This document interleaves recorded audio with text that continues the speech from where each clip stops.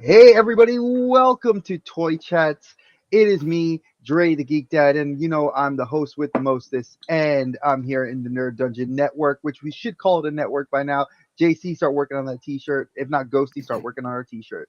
So I'm here with my two co-hosts, the lovely, awesome Smitty Rock, the fan of the man, actually, he is the man, the myth, the legend within the designer toy community.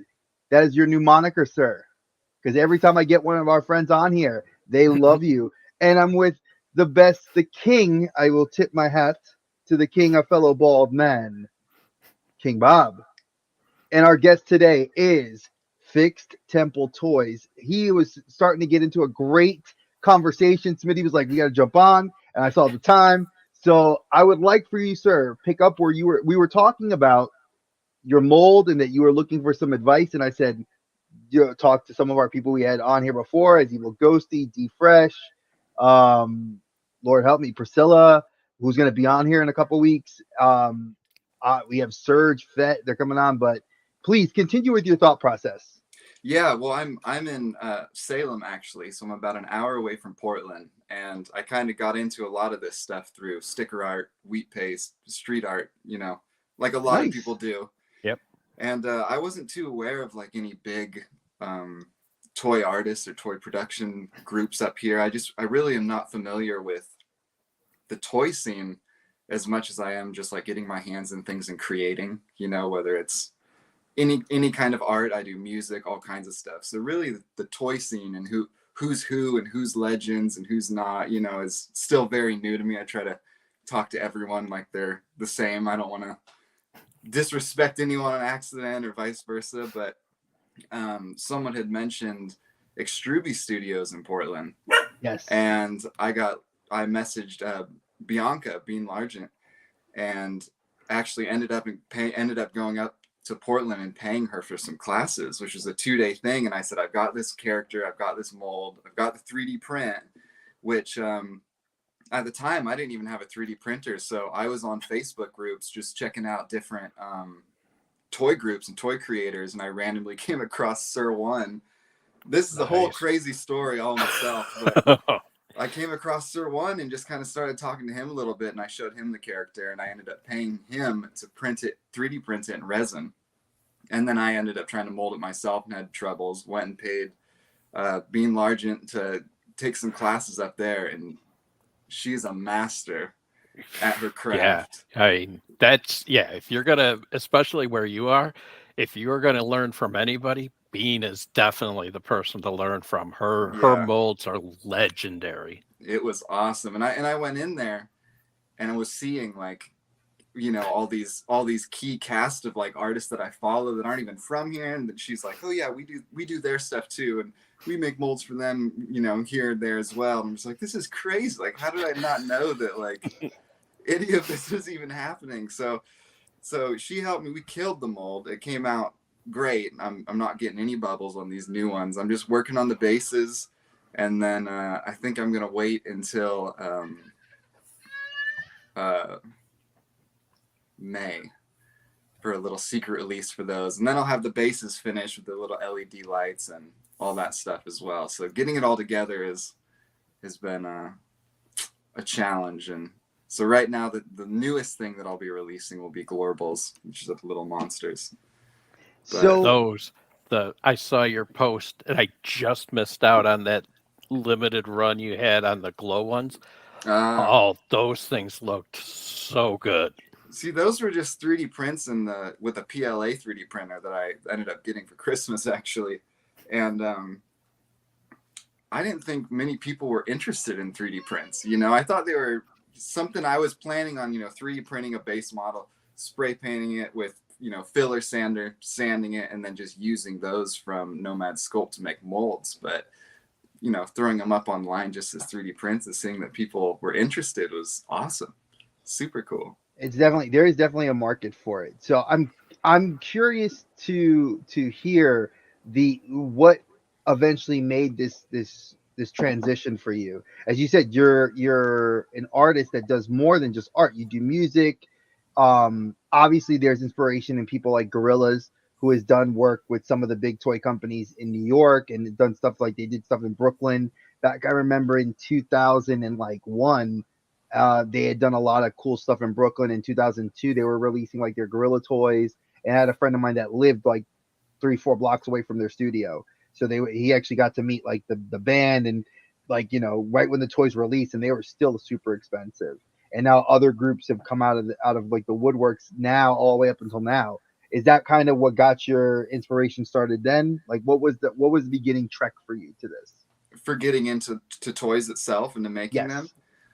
them. Well, stickers in the first place was my whole point in doing stickers or getting into that scene was just to add little creatures and monsters and the treasure hunt, being able to make the outside world interactive when you're walking to work or when you're going to and from. Like, I'm very much an introvert. Like, I always would rather, prefer small crowds and being inside. And sticker art was one of those things that really got me outside, constantly walking around, looking at signs, trying to see my friends. And it was the treasure hunt. It's just always about that treasure hunt and that inner nostalgia of coming across, someone that you really look up to or enjoy their art or just friends with. And you're like, oh, I didn't know this person even knew about this restaurant, yet they're up in the bathroom, on the mirror or whatever. So, Oh yeah, I've seen stuff like that too. Like where like in New York, I'm originally myself, Bob. We're both from upstate New York, but when I lived in the Bronx, that was a big thing. You'd see guys throwing up like their tags, and then you would start like after a while it became stickers. When I moved to Virginia, and I live in Charlotte, North Carolina now, it's all about the stickers. Like I see guys that'll like you go to the drive-through McDonald's and it'll be like a sticker of like a Bart Simpson that's a little different, and the guy's got like on the T-shirt the logo. So I can see what you're saying about treasure hunting. I'm a complete extrovert if you couldn't tell. So, and my wife's an introvert, so it's actually really funny because she's the same like you. Like she prefers small crowds. So I can get how that feels, but I didn't mean to cut you off. Please continue. But yeah, so even street art and seeing people do installs, doing statues, or I wish I could remember his name, but there's a incredible artist that does these humanoid figures out of driftwood, and he goes and puts them in the middle of the woods and like lakes. So it looks like, if you came across one on a walk, it looks scary as hell. But they're so cool. And I just thought like how, even if one person came across something like that, if it was me, that would be such a magical moment, and to the right person, just being able to convey that moment or that feeling or that brief magicness is 100% what I go for. And being able to take a character and then make it 3D and being able to hold it and feel its shape and how it feels in your hand just makes it that much more alive to me. And when it comes down to colors, like especially with resins, like I'll show this one off right here. The glittery pinks or like the colors itself just are super nostalgic to me. And in a lot of these toys, when it comes to resin, is when I think back of being a kid and going to like arcades and trading all your tickets in and getting, some little resin or plastic toy or whatever. There's something about it that takes me back and probably always will. But doesn't art always do that? Art's supposed to give us that evoke that feeling. And I'm trying to play on that sense that as getting to hear that, and I can see it in the reaction of like that nostalgia. Like when you held the piece up, you're like, I instantly think of an arcade, and I think of like when I played like a Chuck E. Cheese or like what we now have like Dave and Buster's. But there were several places in New York I used to go to that were the same way. I'd look for a plastic figure that like it was cool for like the ride home. And then after a while, I just chucked it in the bin with the rest of the other figures. But you're right; it does have that's tied to that feeling, and I can see that, that definite nostalgia piece. So, did music play a factor in that for you too? Like for like being in the scene of music or getting into music or creating music help inspire those characters that you've created? I wouldn't say so. I mean, I've definitely come up with little jingles. Just on like GarageBand for little promotional pieces on my Instagram, just little stupid stuff that sounds, goofy, some Foster's Home for Imaginary Friends type wonky music. Yes. I would love to just do a whole VR world where, you know, someone could go in and there's the creatures, there's the setting, there's the music, you know, all in all. But right now, I'm just sticking with this. I mean, that's a good. That's good. I mean, definitely watch our interview with Ghosty, because he's got a whole game plan for his characters. But also, I mean, Playful's a good one too, because he's got a whole plan and a whole network. He's got a whole thing. I mean, he's working on a comic book right now for the whole Primate Chronicles and stuff. Who I just had another one that I was going to have you check out for the Red Guardian. Red's really good with, he's got whole background stories for each of his main characters.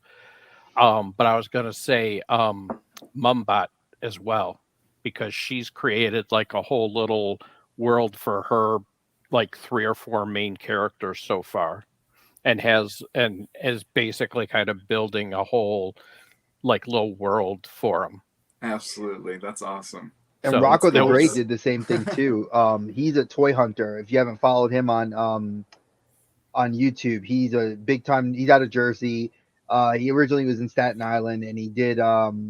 He came up with a character that now he's created as a 1/12 scale action figure, called Goose Baba, and like that was his street character, and now he's created like a whole like mythology, and he himself is now starting self-funded through his YouTube and through his day job, and he's doing it. It's really cool. Like he only made 9 figures and sold out, and then he was like, I'm gonna make figureheads to put like on a Mezco or on a Marvel Legend, and you know, it's like I said, I think in the last episode, like sky's the limit on how far you want to go with your thing. Like I think if you have a plan for VR, I mean, dude, that sounds dope. Like it sounds like D&D. Like when you create a world, like when I create a character centered world for players to come in and play, you know, I have a mythology, I have a whole pre-work of characters. So it's the same idea for you. Like you can take those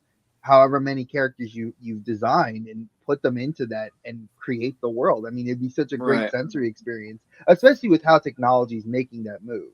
Right. So, I don't know if I'd go that far necessarily. I mean, I really like them being at Wild, you know, being able to be very physical. I'm kind of weirded out by this whole metaverse, everyone going in this direction. Mm-hmm. So I would hate to be, you know, add to that in any way. Things I like I said, that fleeting nostalgia when you get a smell, when you see something that, you know, you don't know why it reminds you of a certain moment. Those things that are like very real, you know, those magical moments that happen in real life that don't happen in a video game, that don't happen, you know, when you're watching a movie. I like that. I want to stick. Yeah, I'm not gonna lie to you. Since having my daughter, my youngest, because I have a 16-year-old son, a 12-year-old daughter, and now I have a almost 2-year-old. The 2-year-old, seeing life through her eyes now is giving me so much more of an appreciation to appreciate memories I build with her more than like in the moments, more than anything else. Like you can have all the crap you want. Like I'll buy you the Elmo, the Blues Clues, and all that crap. But I feel like I enjoy more the memories of sitting with her on the couch and playing with her and watching her imagine how and play with her toys and create these things in her head, and gibberish in her head, but she's saying stuff. Mm-hmm. And she's having these whole elaborate stories, and it just makes me as a proud parent, because I'm like, I remember being a little kid sitting with my toys creating worlds for my figures. So yeah. I think that's such an awesome feeling. Like you said, it's that nostalgia. You know, I definitely like that.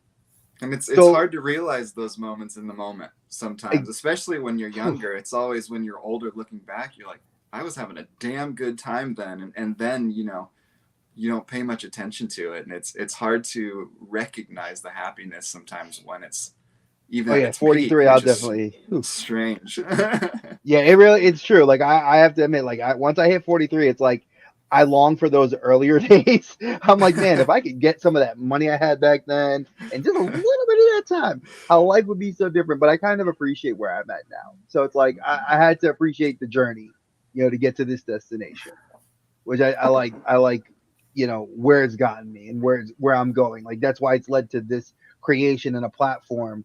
Much like I told Playful, like I love giving people a chance to come on this show and speak about their art or speak about their whatever makes their passion.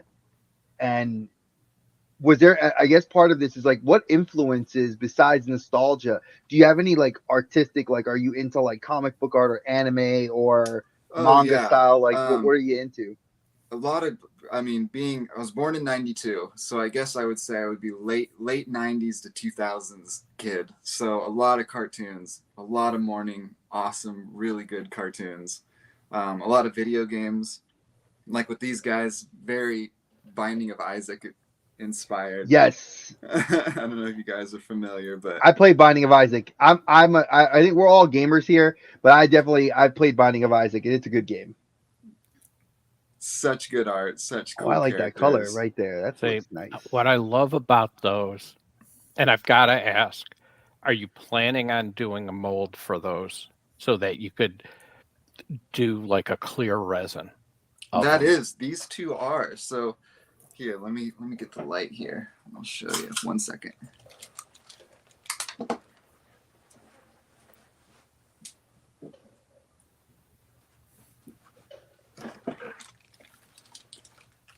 Yeah, so I actually did the mold when I was with Bean. Nice. And I was having a little bit of trouble with just micro bubbles popping up, but I'm starting to work it out. But here, let me see how I can switch the screen here. No? Do you guys know how to flip it? For you, it should be on your thing to flip it around. I know that sometimes if the camera's occupied, I know that I was having issues with it on Saturday, trying to get it with my D&D group. So I'll just turn it this way and try to do the same thing. Try to show you guys. Wow. I love those. I love that base. That solid wood base. So yeah, let's see here. Ooh, I like it. I don't know if that's. You're tempting Bob now. Oh no! Everybody that comes on the show knows that it's not to sell Dre, it's to sell Bob. Let's see here. I've got my iPad, so I'm trying to. There we go. That is gorgeous. So that's with the UV. I'll put the pink one on there now. Ooh, you can see the little sparkles. Mm-hmm. Yeah, so those ones are resin. Let me set this down and get the light, and I'll show you the tiny little bubbles that I'm having issues with.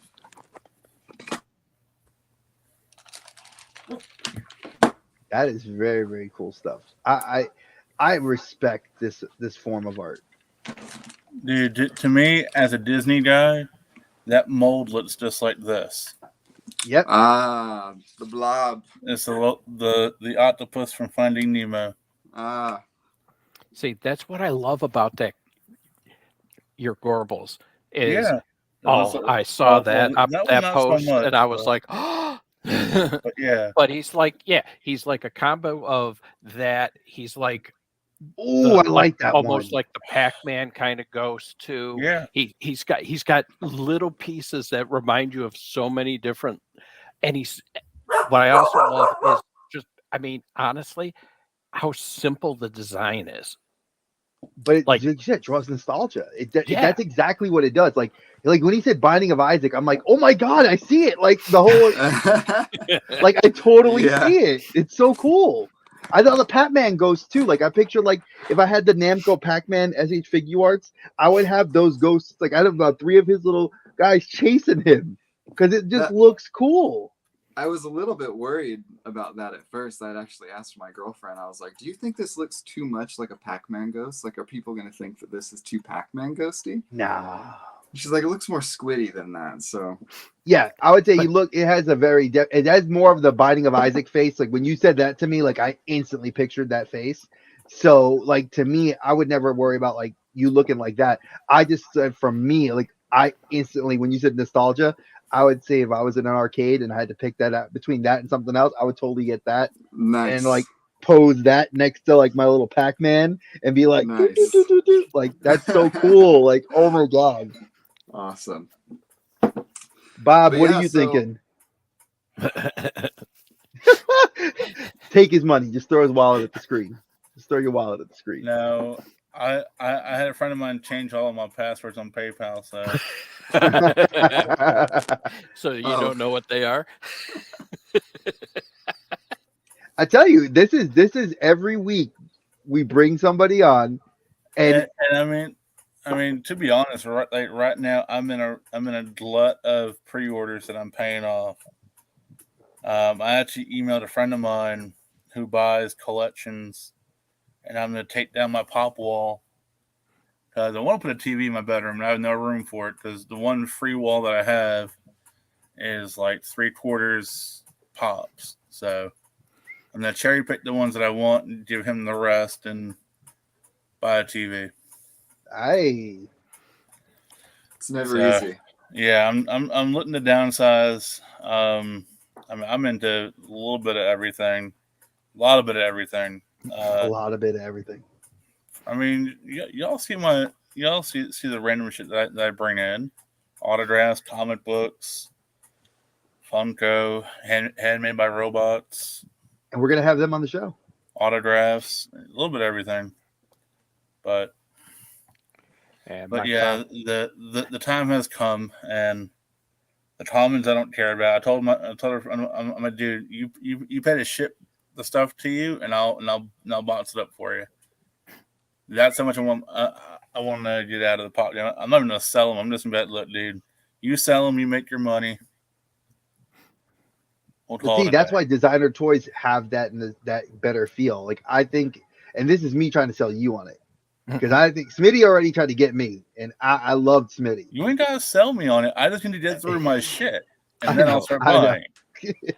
buying. my thing is like, I mean, and we kind of covered it with Ghosty and stuff, but I mean, we've covered it with a couple of people too, like Playful and stuff. I mean, it's when you're supporting somebody, especially like with you, where you are just, you've got a couple of figures and a couple of characters that you're really starting to try to kind of, how do I want to say, roll out or push. I mean, getting support from somebody, I mean, Serge said it to me. It was like the fact that you're willing to pay your hard-earned money to buy a piece of mine. It's like that support and the how do I want to say, you know the true thankfulness of the artists that I've come across just in the year and a half, 2 years I've kind of been shifting into the custom toy stuff. I'm like, that is that's a big part of why I love it. Yeah, I mean, when I didn't even know about Booze and Buddies or any of you guys, Bean was the one who told me about that. She was like, yeah, there's this group called Booze and Buddies. You should join the Discord. They're really awesome. And now I'm here. It's funny because I joined the Discord recently, and that was because of Smitty. And when I saw your work, this is how I guess I want to tie this in to show how I brought you on, because I saw that piece in the Discord, just the chat box, and I was just like, man, that's amazing. Like it just blew my mind. And because I am by no means an artist. I can't draw a stick figure straight. I don't have that skill. And I think that when I see an artist such as yourself that can put something that I would imagine as like something that would be in my far reaches of my imagination, that you were able to just go like, bloop, here it is. I took that and I made it and it looks awesome and this is mine. It's my character. And I just am like blown away. And then the application and the dedication that like you put into your work, because that's another thing too. It's not just us putting hard-earned money that we put into your hands. It is the dedication and the time that you hone your craft. Like you actually went into classes to learn how to do something. Like I Well, thank respect you. the hell out of you for that, because I'm a teacher. Believe it, I'm a teacher, so I know that when you want to hone your craft and get better at your thing, at your skill set, you have to do things and train in that, and go find somebody that's not, I don't want to say better than you, but it's got more experience. It's like Yeah, a martial artist seeking a absolutely. master. You know, I'd you're like a given up. white belt going to find that black belt. You know. Yeah, I had given up on that mold. So when when I had first messaged her, I was like, I have a 3D print. Can you make me a mold of this? Let me know how much it'll cost. And she said, how about, since I was nearby, she said, how about instead you just come here for 2 days and we do it together and I show you how it's done. And I'm like, yes, that would be incredible. And then she introduced me to this whole group, and like on my other art page, just for stickers and street art, I've got a few hundred more followers than I do on this fixed temple account. And that first time I put up those 3D prints and they all sold, I was like, what? How? The community itself is so much smaller, but I've gotten so much support already. It's just been awesome. Yeah, it's definitely, and you're in an actual area. Like when you said and I'm sorry. Usually, I always ask where everybody's from, and I know that you just said you're in Salem, Portland, and I I'm in had a Salem, which is about Salem, 45 minutes from Portland. Yeah. and my friend actually lived in Salem because he had moved out there to work a job doing security many years ago, and now he lives in Ohio. But I remember that he was like, Dre, this place is like, if you drive to like Portland, it's like there's just so much, it's booming. Like there's a lot of art fixtures. Charlotte's like that too, and it was really funny that when I first moved here almost 14 years ago now, like there's just a lot more interest in like street art and art in Yeah, certain cities. I've noticed it. Like in Portland, it's I know big. that It's decently big for West it's Coast. Yeah. exactly. And like, how is that for you out there? Like, do you have like local support as well for you? In Salem, not necessarily. You know, I've got like a buddy's shop, a smoke shop, sells glass, vape, all that kind of stuff. And I got a whole little stand. He lets me throw up stickers and whatever I want to sell there, which is really cool.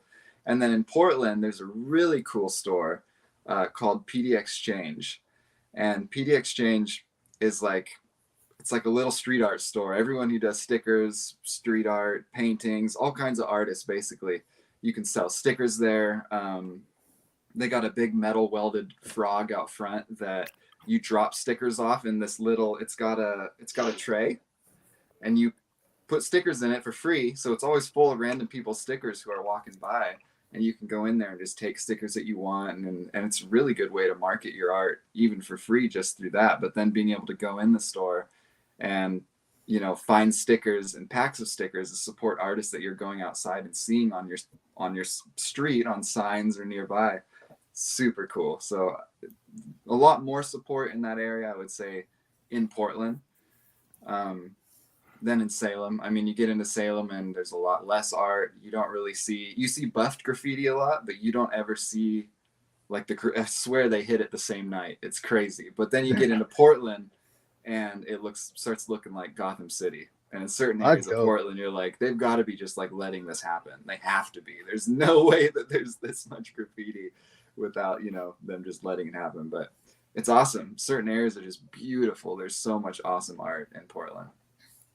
And I've seen that's been a very big thing. Like I've heard of just from friends of mine that live in the bigger cities that are artists, like in New York or whatever.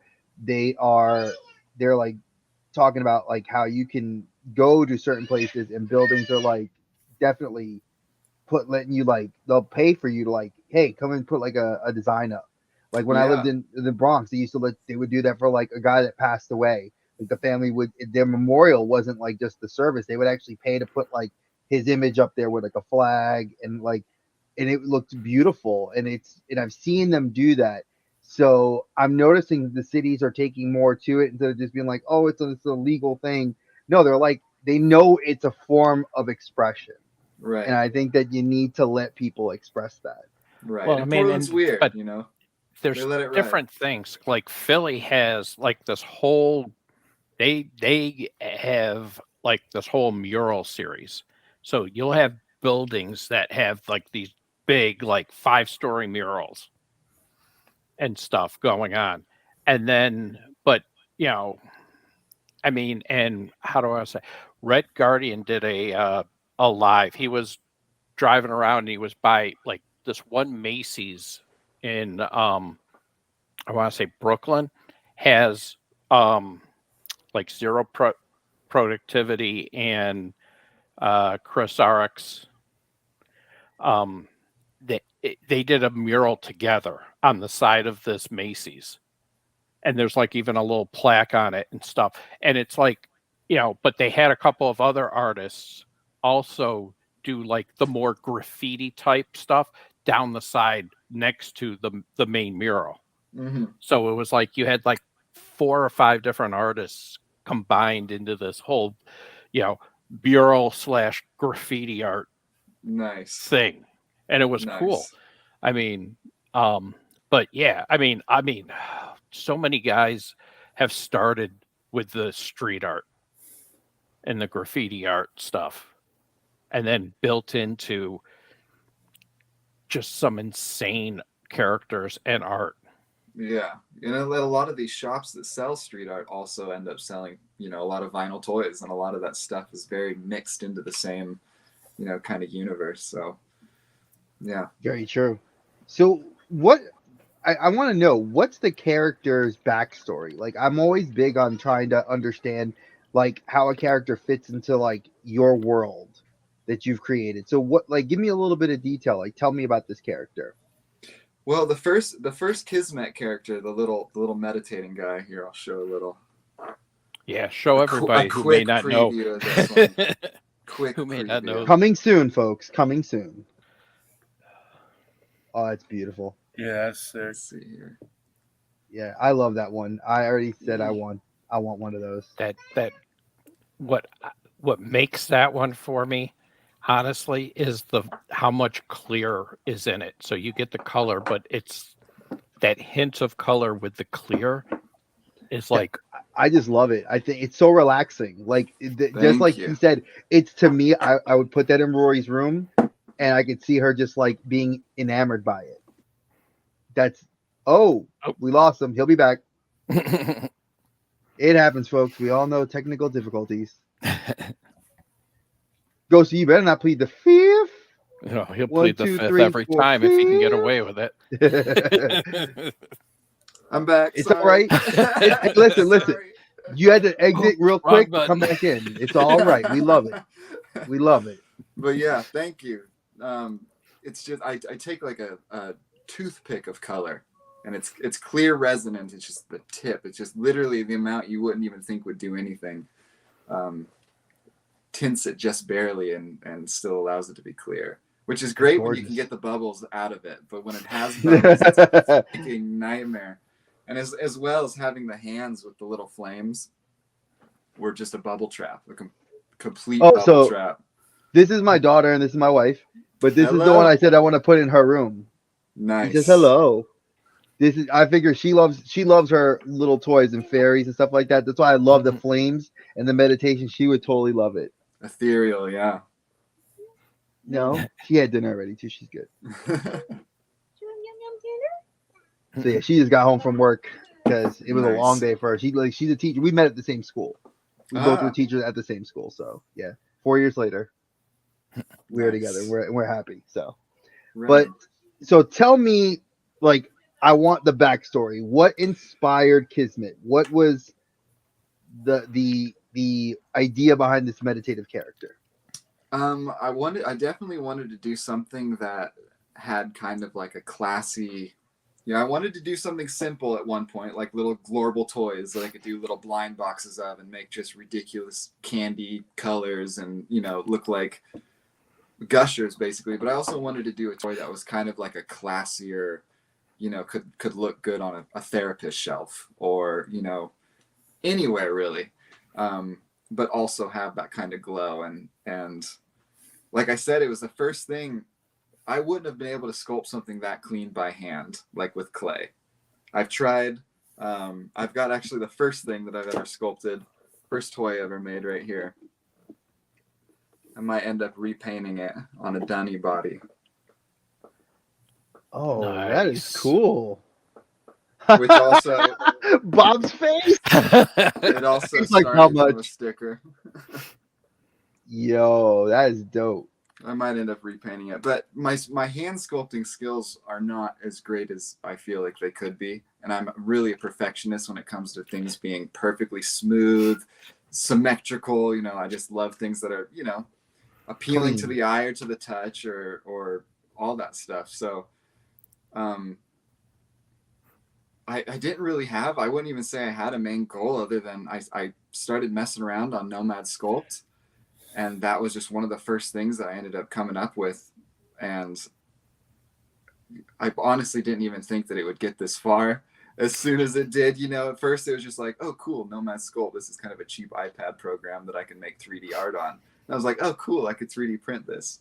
And then it just kind of kept going, you know, down that way. But there wasn't really a plan, or like, I wish I had more of, I plan on having more of a backstory of all this stuff, but right now there isn't as much one. And that was one of the things with street art and stickers, was it's sometimes hard to find a groove of like that one character that you really like, you know, or that one iconic character that you're like, all right, I love this guy so much, I'm going to go off and just make, you know, toys of this character, or I just want to do stickers of different variants of this character.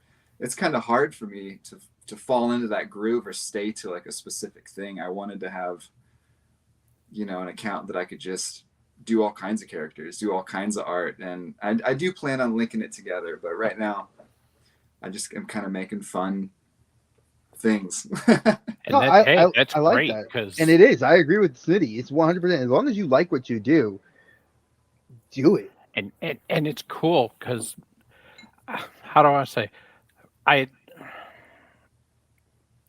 I'm gonna give credit to another stream that also does a lot of introducing artists to the community and stuff, and that's the Dirty Deeds and Nerdy Deeds podcasts on Twitch. They do a great job of that. But I was watching theirs, and they had Mr. Mento on, Nice. Shout out to and Mr. Mento. We're getting you on Yeah. here too. and he was talking about, because he's relatively new as well. And it was, for him, it was, yeah, you guys are coming in and having like Nomad and stuff where you know, you compare like Fett, who was primarily sculpting and casting and stuff, and now he's trying to learn the 3D because for the same reason, he can do so much with the program and do the draw, you know, basically it's like drawing, and then it creates, you know, it helps create the 3D for you. Right. And then, you know, he's done a ton of 3D prints to help other people get their molds ready, you know, to move into that next phase. Mm-hmm. But you know, he's like, yeah, I mean, nowadays he's like, you know, anybody who's got an idea and has just like a phone or an iPad can get into it. Where, you know, before it was like, yeah, you had to know how to sculpt and be, you know, and if you were that perfectionist, it was tough Yeah. because, so I mean, that's awesome. And like, yeah, I mean, like I said, I mean, I see your little ghost guys, and I'm like, well, I mean, these guys know I'm a huge Evil Ghosty fan, but I'm like, yours can, I mean, you can get, I mean, just like Mento and Ghosty, I mean, they're building and growing. I could see that for you easily with your two characters already. I mean, you get them out and get people seeing them. I'm like I said, I saw your post of the glow print ones you did, and I was like, holy cow. Nice.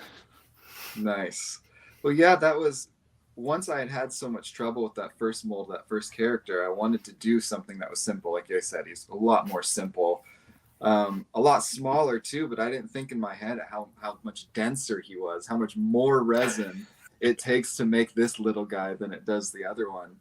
Yeah, but he's scalable too. I mean, you could do different sizes. Yeah.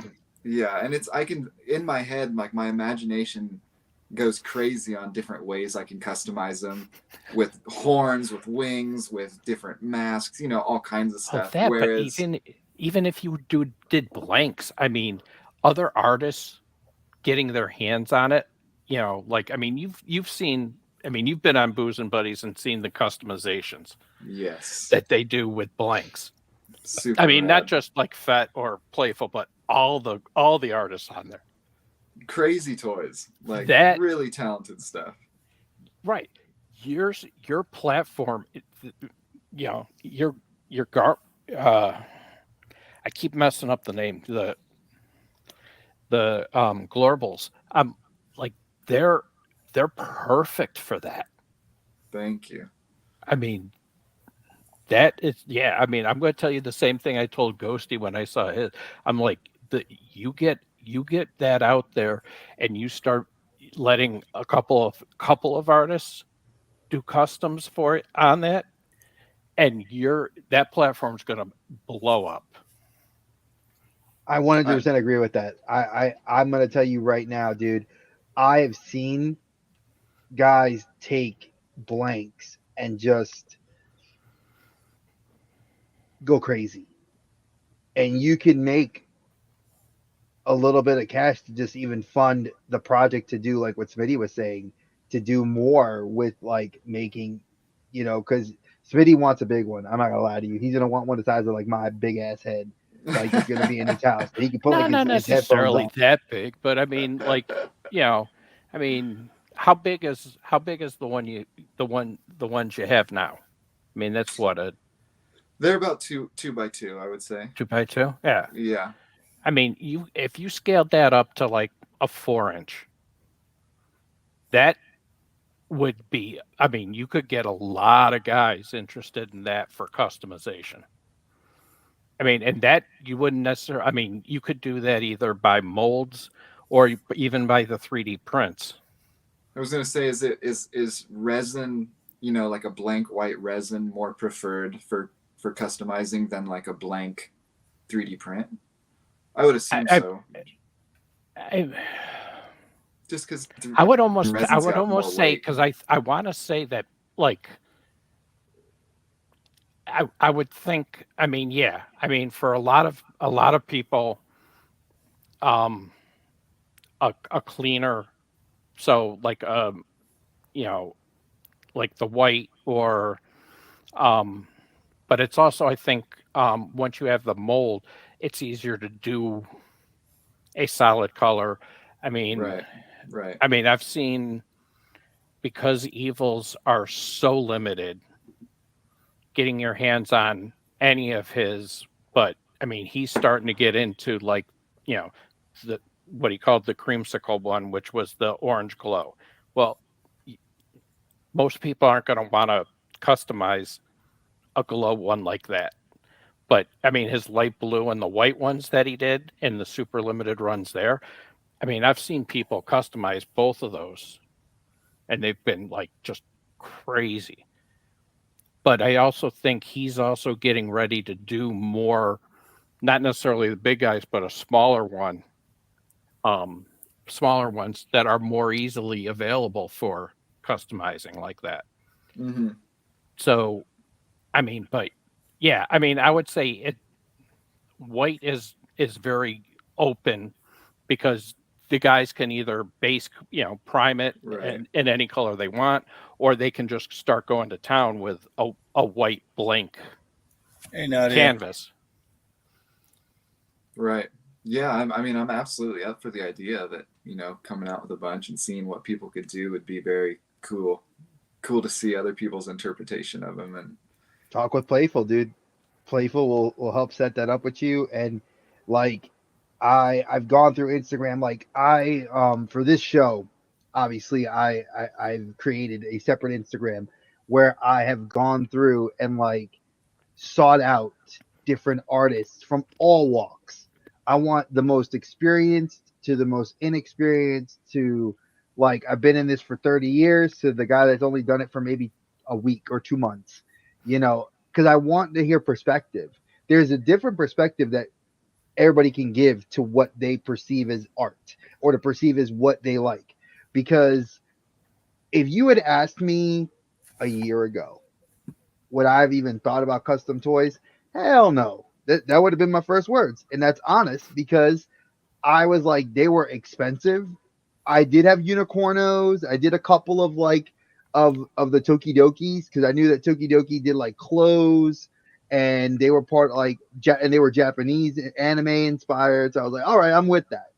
But then when I started listening to Smitty and his shift went to customs, I was like, man, it looks cool. Like I saw what ultimately is this passion, and we talked about this with Playful. You know, it's that love. You know, you can't. It's that intangible thing that we see in the artist. We see it. I see it in him. His face beams when he talks about it. It's like I can't. I don't. It's that intangible with him. I love it because it creates that bond with you as well as it creates this understanding for me that like when you asked those questions, I was like, I have no idea how to answer those questions. But Smitty already knew. Like he was like, oh yeah, you could check this out and try this and do that. And I was like, this dude looks. I know he can't draw a stick figure worth shit, but he could give you some good pointers because he's listened to these guys talk. And I think that that's awesome because this community lends that support to its creators. You know, like I even call. I think what did I say? Gorilla was. I said he's an artist to me. I don't look at them as toy designers. Yep. I don't look at them as, you know, I look at you guys as artists. You're producing a piece of art that's going to live, breathe, and have some form in my house that's going to bring me some nostalgic feeling. It's going to give me some sense of joy because I bought that piece. And there'll always be a memory tied to like, hey, I remember when, you know, and I think 100%. that's you need that. That's the biggest sell because you can buy, and I'm going to just grab it because I have it on my desk. I can grab a McFarlane toy and say, oh, yeah, this is beautiful art. I love Todd McFarlane. I love when he drew Spider-Man. I love when he drew Spawn. You know, I love that he's got a license to make toys. But do I have any real connection emotionally to it? No, I don't. It's literally it's thrown on my desk. But if I have a nice piece, like if you see Smitty in the videos when he picks up the pieces, the way he cradles it is the way I cradled my newborn child when I cut the umbilical cord and was holding her. And I'm like, that's such a level of respect to you and your work. Like I honestly, when I get that piece and I put it in her room, it's gonna have to be away from where Rory's because she loves to touch. Nice. So now he's just messing with Ghosty. Okay, now he's looking to piss Ghosty off. Listen, Ghosty's coming back on the show. Don't be like that. I mean like that. He's sending you. He said, "Listen, he's sending you. You're getting a gift. Relax. You got your gift coming to you." No, but one of the things, I mean, with your two main characters, we'll call them right now. What I'm really impressed with is just how clean they are. Yeah. I mean, yeah, they're just. I mean, the Kismet. I mean, like you said. I mean, the design, but I mean, it's just it's very symmetrical. It's just it's serene. It just every time I look at it, it reminds me of when I went to Cleopatra's Garden in New York. If you've ever been to the it's not the MoMA, it's the Museum of Natural History. There is they had Cleopatra's Spire in a garden that you can go out to, and you could sit out there. People would have coffee, food, lunch, whatever. Nice. And I remember going out there and just looking at all the hieroglyphics and just sitting there just in awe of this thing. And it was an art installation. It was just there. And I was just like, wow, this is gorgeous. And I just remember sitting there. Yeah, I would just like sit there and like, I mean, I'm a historian by trade. So like, you know, I would sit there and just like be in awe. And I had no idea what the hieroglyphs said, but I felt at peace. You know, it's like going to a Zen garden and you hear the sounds. It's like I feel like you said, that piece I could see somewhere and it evoking a sense of calm. Perfect. because Perfect.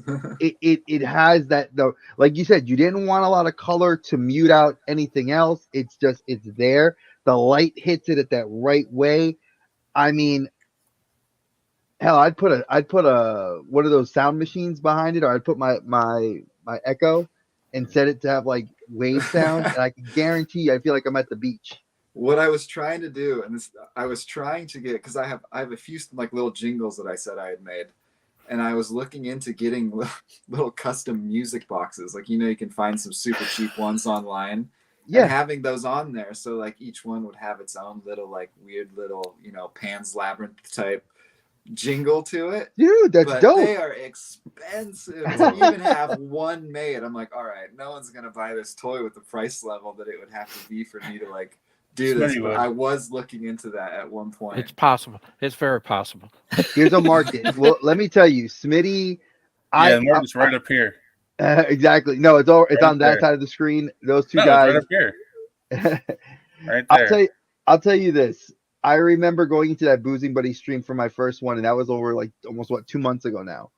And I remember just going in that stream and just like instantly, Alex and I, like, we bonded when we came on and on the show, and then we bonded there again. And then it's like just seeing how fast things sold out. Like Smitty could tell you how quick it is, right? Not till you see it with your own two eyes. And you're like, boom, first 12 people, gone. And I'm like, that was like 30 seconds. Every show so far that I've seen has been like that. It's awesome. It's amazing. Like, and then Priscilla's personal message, and like when I told her like she's coming on the show, and then I love that my daughter sees the piece and she loves it. It's in her room. It's like, that's awesome. It's important that energy of love goes into it. You guys have seen The Toys That Made Us. Have you guys watched that? I totally have. Yes. Yeah. So they had a big part of that. I'm sure you remember, about things being toyetic, and how and it just really hit me on how constricted people's creativity was, even bringing something like Star Wars or anything really, to then being like, you have to change this so it makes a better toy to make more money. And when you're young, at least in my case, I always thought that even like Pokemon, that there's just a group of people that just love the Pokemon universe so much. They just sat around, they did it all for the love of Pokemon and kids, you know what I mean? And then to grow up and see that it's a lot of just business suit people being like, no, that's not going to sell as much. It's depressing. And it was very depressing to me. And to see groups of people making toys where it's like, that's the intended vision that I had on all toys when you're younger, is that everyone who made it, it was a work of masterpiece to them. It was just, they put so much time and energy and love into it. And it's so much more vibrant in the designer toy, the custom toy community, when it's, people making them and selling their own creations. It's beautiful. Yeah, He-Man was like that. Much like when they, in the Toys That Made Us, when they talked about He-Man, how that guy's like, his art is like priceless now, because he was inspired by, I forgot his name was Boris. Oh Lord, why can't I remember the guy's last name? The one that did all the Conan artwork for the early, like the 70s and 80s comics. Oh, I know who you mean. Boris Vallejo, is it? I think is his name? Something like it's Boris something. We'll go with something. Anybody that knows it in the comments, put it in the comment, because that guy was influenced by Conan the Barbarian comic books, much like my uncle, who, it's so funny. My uncle is a cop, is a retired cop now. And I remember growing up, he would just have these sketchbooks in the top of his closet, and he'd pull them out, and he would have these sketches, and I would be like, Dio, I want one of those. And he's like, here. He would just rip it out and hand it to me. And I'm like, this looks like the freaking comic book. Like, it looks identical. And he was just like, he could just sit there and just look at it. And my cousin, his son Albert, was the same way. A way I can never be, where I could just visually look at it and just like transcribe it perfectly. And then he started getting creative, and it's like you said, he started putting his own spin on it. Like he started doing storyboards and creating his own Chimerian adventure. And I'm like, well, like, dude, like, why are you not writing for Marvel or like the comic book? And he's just like, no reason. Yeah, I just put the name in chat. But yeah, you were close. It's Vallejo. Vallejo. Okay, thank you, Vallejo. Yes, But yeah, he did all thank you. that old fantasy, that like a lot of that fantasy art. That what when you think of like that old D&D fantasy art kind of stuff, Oh he yeah, the did a old ton of TSR it. stuff. Yeah. God, I dated Um, myself by saying TSR. I just realized that. but no, yeah, I mean, Fett did a custom piece based on one of his by his Deathbringer. Oh wow, I I gotta mean, check that out. so yeah, it's inspiration comes from any place, but like I mean, it's just for guys today. I mean, there's so many ways you can do that. I mean, even just the options and what's available to try to bring that expression out is great now. It is. I'm telling you, I would have never.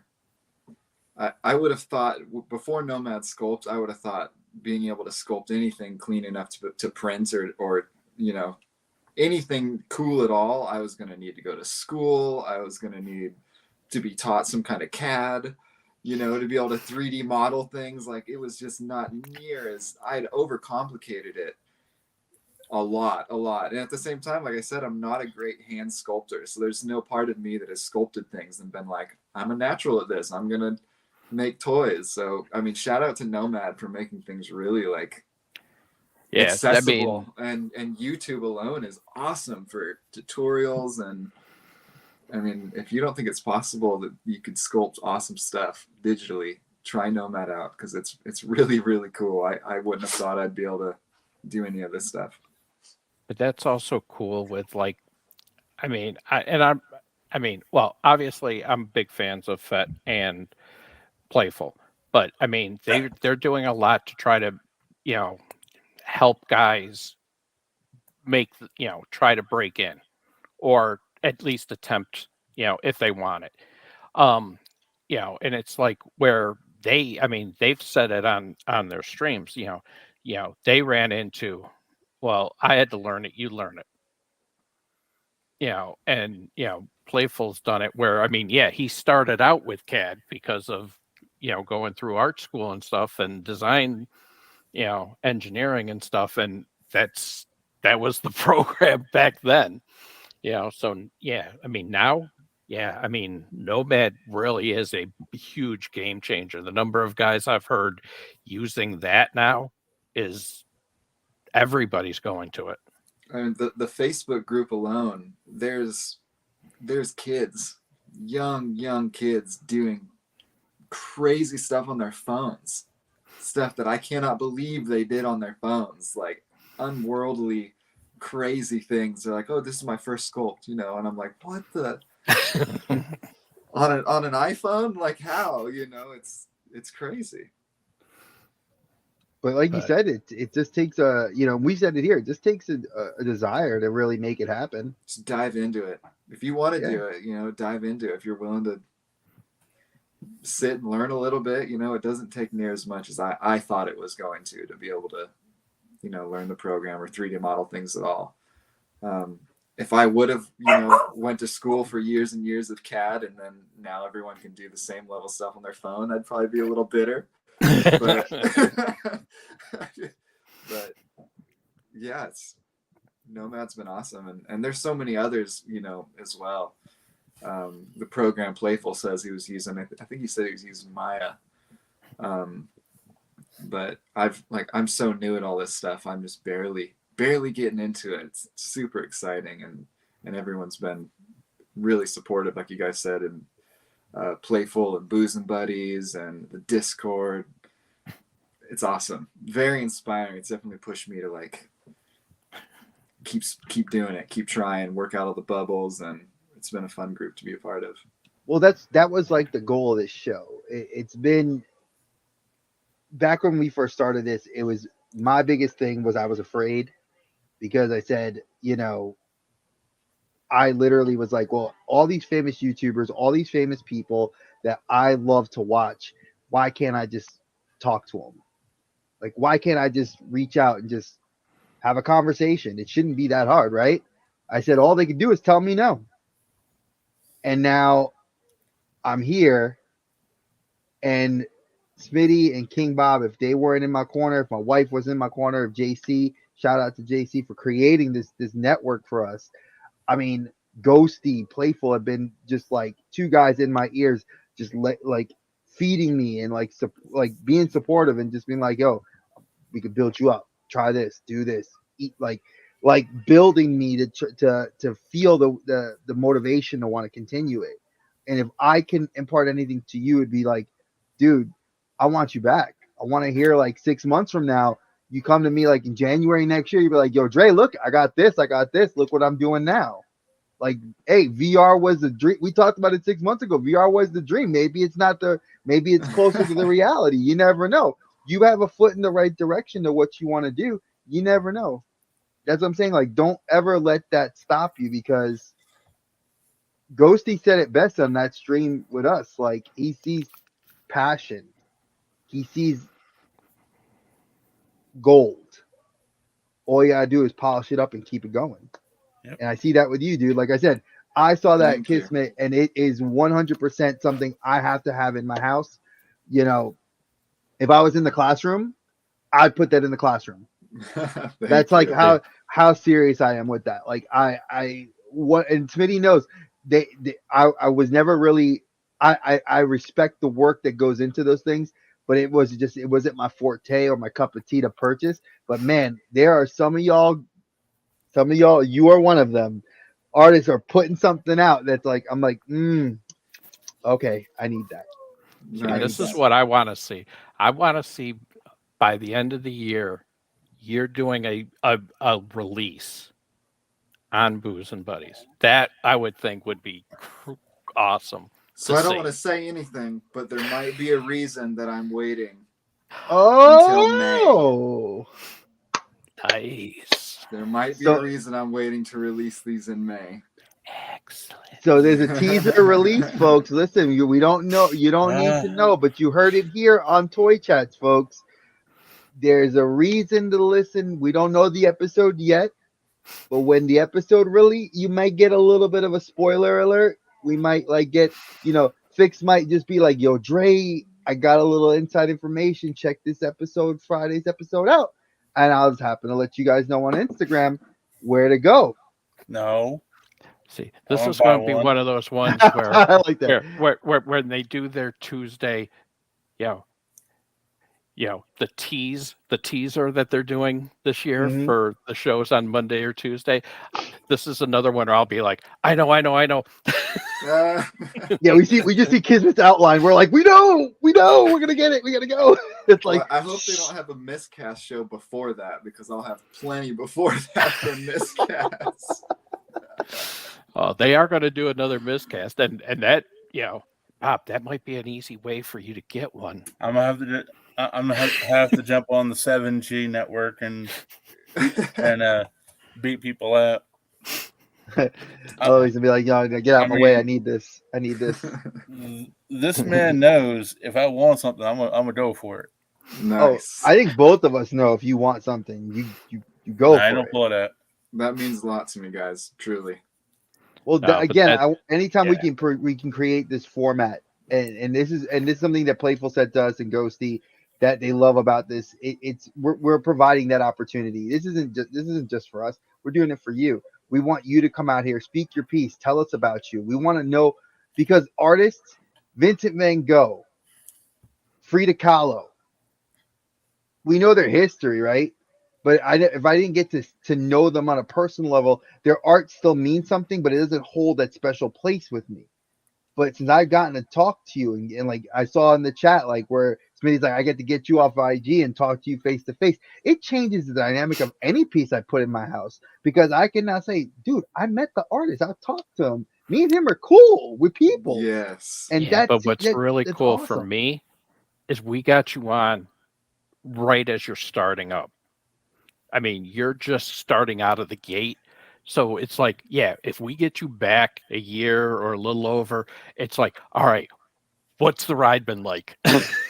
Oh, exactly. Yes. I'm going to tell you now. I want a year to the date. So like a year from now, we're going to get you back on the show, All and right. we're going to Deal. sit So you March down here. 7th, March 7th, 2023. 2023. We're going to get you on the show, and we're going to be like, all right, dude, how's it been? How's the ride been? Where are we going next?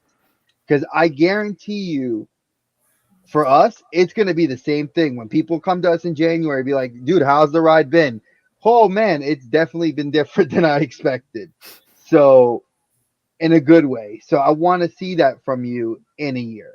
I want to hear All right. where Well, you've gone. actually, Dre, that's a Tuesday, so we're not to Oh, push so Tuesday next year. if we have to, you never know. Things can change. We just move him to the 6th. Exactly. Move it to the or the 6th, and we week just say, after. So it's like, hey, exactly. it's been a year. It's been over a year. What's going on? See, we can manipulate. Bob, that's why you helped me with the scheduling. I'm trying. But no, this is why. I mean, and yeah, I've seen you in the Booze and Buddies chats and stuff and all that, which is cool. I mean, that's what I mean. For me, that community has been crazy because the number of artists, both new and established, that are in there and just supporting each other, and you know, it's crazy to see. It's cool to see. It is. It's a lot different than like the music scene where you've got a favorite band or musician that's you can't really just go kick it with them or hang out with them or be like let's FaceTime or whatever. But with artists, there's so many artists that I kind of idolized in a sense or looked up to that I now talk to or am friends with or have hung out with. And it's just one of the great things about art in general is we're all just have the same goals, and it feels like there's a lot less ego in it.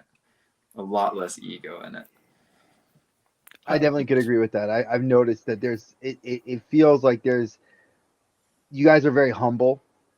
Every artist we've had come on is extremely humble and very respectful. And that is something I love because it gives us the opportunity to relate to you on several levels. And like Smitty said, it's not just our money being placed into your hands.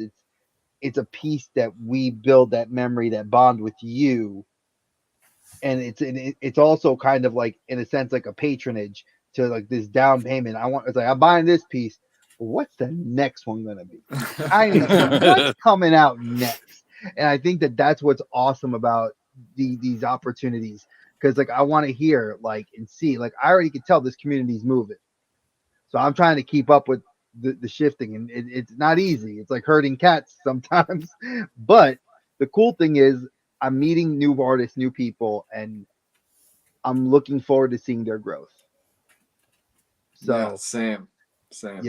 I like I said, a year from now, I want to have you back, and we want to hear what's it been like. It's not like we're gonna stop talking to you. We're gonna be like, oh yeah, we're that show. He was only on there. We're not gonna talk to him anymore. No, we're gonna follow you, but we need to let the other people hear your story beyond what we talk to you about. I'm sure my hair will be like crazy. I'll be in like a mad scientist vest with chemicals all over me. Like that'd be it's awesome. been good. He has like I'm resin still just here. to his face. Like I've been doing it, guys. I got it. Well, that was got like the bubbles, Priscilla guys.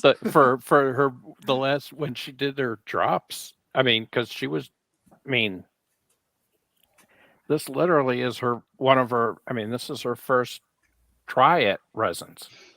And she was joking. She's like, I've got resin and stuff still on my hands and stuff that hasn't come off, and for trying to prep for that stream and stuff. But it's like, yeah. I mean, you're joking about like the mad scientist stuff, but I mean, I know a number of artists that, they do a lot of painting and stuff, and their fingers, their hands never look fully clean. There's always like left spray paint or paint markers. Yeah. Marker marks from from the detail stuff. Mm-hmm. So we know we can't talk about the release. That's the potential of a release. Just you gotta stay tuned until May. But is there anything else you're currently working on, or that anybody say if anybody wants to like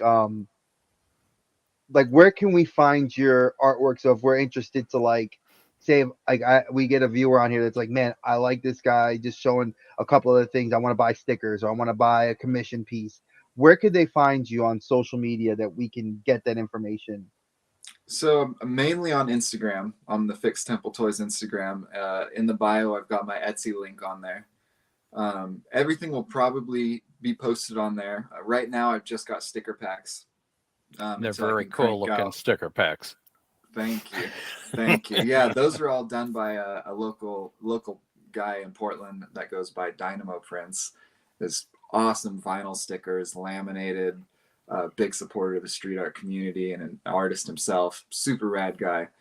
So I've got some stickers on there, and I'll have some more of these little 3D prints once I sand them up. I gotta learn a better way to print them so they're not. I didn't want to sand and have like any messy area anywhere else on it. It's best on the bottom, but this is kind of a pain to get off sometimes. Gotta sand the shit out of it. But anyways, I'll have more of those 3D prints on there, and then the release of these guys. As soon as I get enough of them that don't have, like, I don't know if you guys are able to see the tiny little bubbles in the tips of each tentacle. That shit Bob. is driving me crazy. I don't care what the Bro, bubble. look, he don't care. Bob wants it. He's like, I'll take it. Just give it to me. But they're getting better. Like they're almost this white one with the sparkles. I don't have anything. So as soon as I get enough of these printed out, and then I'm making some handmade boxes for little box art. Nice. And then they'll also come with the custom Arizona Tea Global sticker, which is also in sticker packs. But this guy right here, just vinyl laminated. See? I have a naked PlayStation 5. I'm just like, I got a naked PlayStation 5. I could slap that on right there. I need a mask. What if my head look like this? I see like a big global mask. But yeah, that would be awesome. Dude, I'm looking at my PlayStation, which is all white. Oh my god! I have a 3-shelf bookcase behind me. I can throw those in. I need that vinyl Kismet, and then let's see if I've got any of the. I don't know if you saw the Piccolo. Yes. Yeah, the crossover. Yep. For all you Dragon Ball fans. The whole Kismet character is dude, a Piccolo big nod is to the DBZ. Shit. Dude, Piccolo was the freaking man. An anime fan. You don't see anime to an I extent. am. So I don't watch a ton of anime now, other than like I love Ghibli stuff. There's a few Netflix things that I really like Ajin. But when I was younger, Gundam Wing, Dragon Ball Z, like these were my after school. Like can't wait to get home. I remember having to wait till George Foreman got over with his Dragon Ball Z came on after George Foreman. And being a little kid, I never paid attention to like what day or schedules. Every day I just expected, it to be Dragon Ball Z. Sometimes George Foreman would run for like 3 episodes in a row, and it just wouldn't show Dragon Ball Z. I remember being a little kid just being like, what the hell, George Foreman? Get off my TV, man. Get off my TV. But yeah, so a lot of those shows, again, it's a lot of these things link back to childhood stuff and kind of surrounding myself with things that make me feel at peace, happier times. And I think it's important to have a space that feels you, that is expression of yourself. And sometimes I feel like I'm best expressed through the things that I enjoy or the things that I like, more so than I'm able to say it or express it myself sometimes. So I mean, I think that's why it's so important for me for people to watch movies with me that I really like, stuff like that is just the things that you enjoy, I think, are a big reflection of who you are. Of course, 100%. I agree with you 100% on that. I am a firm advocate for, like, I'm a big Wrath of Khan Star Trek. Love that movie. Probably one of my favorite movies of all time. In the top like 3 of my all time favorites. And I remember my wife had to watch it for a class, and I was like, "Yes, let's watch it." And she's like, "Why?" I'm like, "You have to watch it for your class." And I was like, I knew all the lines. I was like, I'm sitting there, and she's like, "Andre, just put subtitles on and shut up." And I'm like, "No, it's so good." I'm like, the needs of the many outweigh the needs of the few or the one. I'm like, oh, the lines, like, and some people in my life, they were like, "I love you, Dre, but no, I'm just not a Star Trek fan." But like, you watch that, it's like you said, there is like a part of my personality, my life as a kid growing up watching that, and then as an adult rewatching it again, the passion I feel for it's just, it's there. And like you Yes. said, it Yeah. really, those things that you love do exude, like it exudes through you, and it shows your personality types, like what you love, how you bond with people. We all bond because we all love collecting. We all bond because we love toys. We love art in some way, shape, or form, and this is the medium. So Mhm. again, Yeah. I'm glad we had you on, dude. I'm Yeah. Thank you guys. so Seriously. glad. Thank you. Thank you. And Thank you. again, you guys can check them out on IG, Fix Temple Toys. Like you said, the Etsy link is there, folks. Please do your best. Support. Buy those stickers because they look awesome. You got any blank space you want to slap a sticker on? There's some kick-ass things. Look forward to his big news in May. I'm going to call it the big No, news it's in in May. June. May. They're going to be nice. I He'll it's in give us May. the inside scoop. I'm just trying to. He's trying to sway the naysayers, the people that are gonna come in and be like, "I want." But definitely check him out when he goes. You've already made a fan when he's trying to, push and hide hide that. Yeah, he's trying to do like the Target. I'm gonna hide this under the shelf where no one's gonna see it for a few months, and then when it's that time, I'm gonna buy it and be like, "I got it." But yeah, No, you I'm gonna definitely. forget about it. That Target isn't gonna close down, and someone's gonna be pulling the shelves up. Man, what the fuck? That's true. That's true. But definitely check him out. Support his artwork. Support a fellow West Coast friend. Like I said, we are going to have him back here in a year's time. I want to hear the success that has come for him. I see only good things, and I see, like Playful says, sky's the limit. I see you blowing up, dude. Just keep working Thank hard you. at it. Just take your time and know that you got people in your corner like us that are itching to always have you come back and talk about this. And we will always offer our opinions. You got Bob chomping at the bit, you got me chomping at the bit, so we're looking forward to it. All I right. appreciate you guys so much, and thank you guys so much for having me. No Thanks for problem. coming on. We appreciate it. And everybody that came through the chat, I appreciate you for watching us, on taking your time on a Monday when I know some of y'all wrestling fans of ours do watch wrestling. I know you were watching it. You took your time away. It's crap. WWE sucks. AEW. I'm gonna say it just like that.